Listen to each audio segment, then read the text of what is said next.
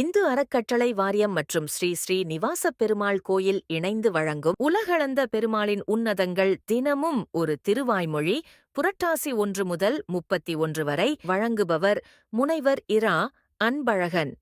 அனைவருக்கும் என்னுடைய அன்பான வணக்கத்தை தெரிவித்துக் கொள்ளுகிறேன். தினம் ஒரு திருவாய்மொழி என்கிற தலைப்பில் ஒவ்வொரு நாளும் ஒவ்வொரு திருவாய்மொழி பாசுரத்தை அறிந்து கொண்டு வருகிறோம். எம்பெருமான் ஸ்ரீமன் நாராயணன் அடியார்கள் மீது வைத்திருக்கிற அன்பு பெரிதா, அடியார்கள் எம்பெருமான் ஸ்ரீமன் நாராயணன் மீது வைத்திருக்கிற அன்பு பெரிதா என்பது ஒரு கேள்வி.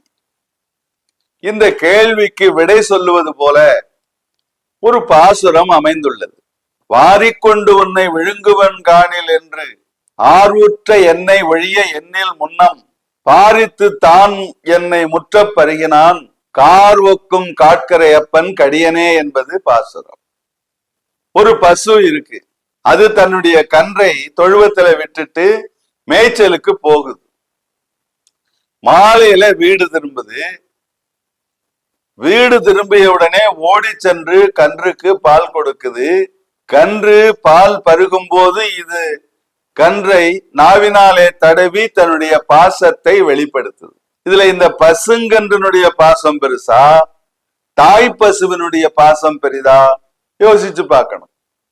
நம்மாழ்வார் பெருமான் எம்பெருமானை கண்டு அனுபவிக்க வேண்டும் என்கிற ஒரு வேட்கையோடு அவர் முனைகிற நேரத்துல அவரை முந்திக்கொண்டு எம்பெருமான் அவரை தான் பருகிவிட்டார். இதுதான் அவர் சொல்றது. எம்பெருமானை இவர் விழுங்க முற்பட்டார், எம்பெருமான் இவரை விழுங்கி விடுறது மாதிரி நீராக்கி பருகிட்டார். நீராக பருகுதல் என்பது ஒன்று.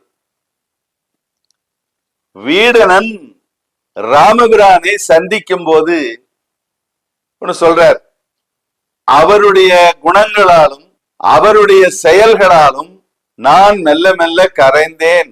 அப்படி நீராக கரைந்து போன என்னை எடுத்து ராமபிரான் பருகிவிட்டார்னு சொல்ற. அதுதான் அன்பு, அதுதான் பக்தி. இப்போ நம்மாழ்வாருடைய விருப்பம் என்ன? எம்பெருமானுக்கு தொண்டு செய்யணும், எம்பெருமானுக்கு கைங்கரியம் செய்யணும்.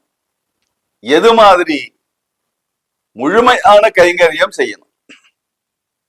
திரு அனந்தாழ்வான் திருவடி முதலிய நித்திய சூரிகள் செய்கிற அந்த கைங்கரியங்களையும் அந்த தொண்டுகளையும் அவர்களை நீக்கிவிட்டு தானே முழுவதுமாக செய்ய வேண்டும் என்பது நம்மாழ்வாருடைய விருப்பம். அதனால்தான் அவ்வளவு வேகமா இவர் தன்னுடைய விருப்பத்தை வெளிப்படுத்துறார். இது எப்படி இருக்குன்னா, ஒரு திருக்கோயில், அதுல பல தொண்டுகளை செய்வதற்கு பணியாளர்கள் இருக்காங்க. ஒரு பக்தர் ஓடி வந்து நீங்கள்லாம் ஓய்விடுங்க, எல்லா பணிகளையும் நானே செய்றேன் அப்படின்னு சொல்றது போல நம்மாழ்வாருடைய விருப்பம் இருந்தது. திருமணம் செய்து கொள்ளுகிற மணமக்கள் திருமண மண்டபத்திலே திருமண நிகழ்ச்சிகள் முடிந்த பிறகு திருக்கோயிலுக்கு சென்று இறைவனை வழிபடுவார்கள். அது போல நம்மாழ்வார் பெருமான் இறைவனை கண்டு அவரிடத்திலே அன்பு செலுத்தி அவருடைய அருளை அனுபவிக்க முற்பட்டார். திருமண மக்கள்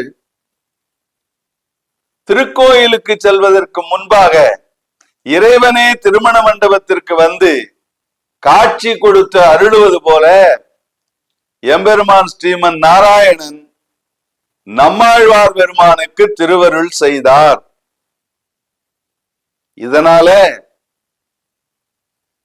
அடியார்கள் எம்பெருமான் மீது வைத்திருக்கிற அன்பை விட எம்பெருமான் அடியார்கள் மீது வைத்திருக்கிற அந்த அன்பு இருக்கிறது, அது ஒரு படி உயர்ந்திருக்கிறது என்பதை நாம் அறிந்து கொள்ளுகிறோம்.